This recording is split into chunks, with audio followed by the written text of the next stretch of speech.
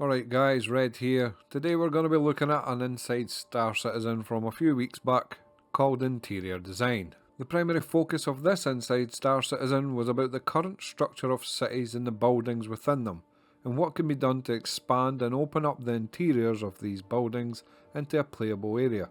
Art director Ian Leyland was on the show and he started off by describing the blue sky concepting process. It was made clear that this was just a way to create inspiration and ideas that might be cool to implement down the road. Obviously, in this case the focus was primarily on adding building interiors, but it was also so that other ideas could spiral out from that and into gameplay and implementation, etc. In general terms, one of these future layouts could be something like this. Access to a building would usually be from the roof via spaceships, so that would likely be quite the familiar landing pad sort of layout that we're already used to. Under that there would be a maintenance level with technical, industrial rooms, power rooms, etc. Then it could be a residential block with social spaces, etc. Then probably a commercial space, offices, restaurants, shopping malls, that sort of thing.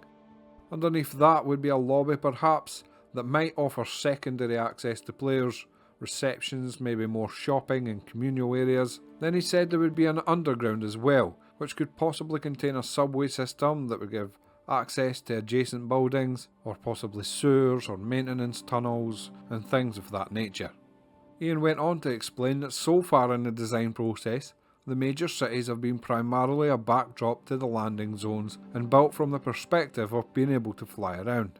Building things now from the inside out could fundamentally change the architecture and landing spaces that will populate the skyline. Landing pads could, for example, not always need to be on the top level. Some buildings will also no doubt need to change shape to be able to contain and expand the interiors being planned. Some of these buildings may even be linked by transit hubs, opening up entire new play spaces for the players.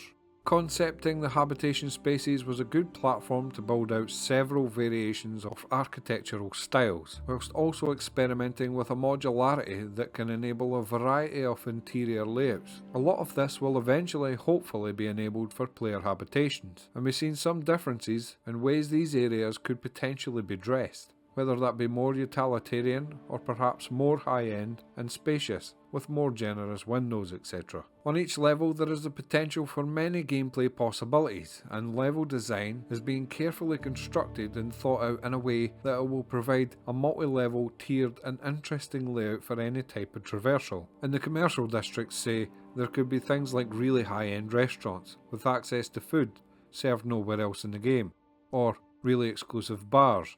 There could be manufacturing or office spaces that could open up some nice FPS levels or espionage type gameplay. The space afforded to the underground areas would obviously be much greater, as it would exceed the bounds of the building itself. This way we could see abandoned or active transit networks not only opening up traversal between larger areas and giving scope for larger missions like investigations for example, but possibly the potential for racetracks as well. Again though, it should be stressed that these are simply ideas at this stage, and that means it's possible they will never see the light of day. But Ian did say that full production would begin on these spaces right at the end of the current quarter.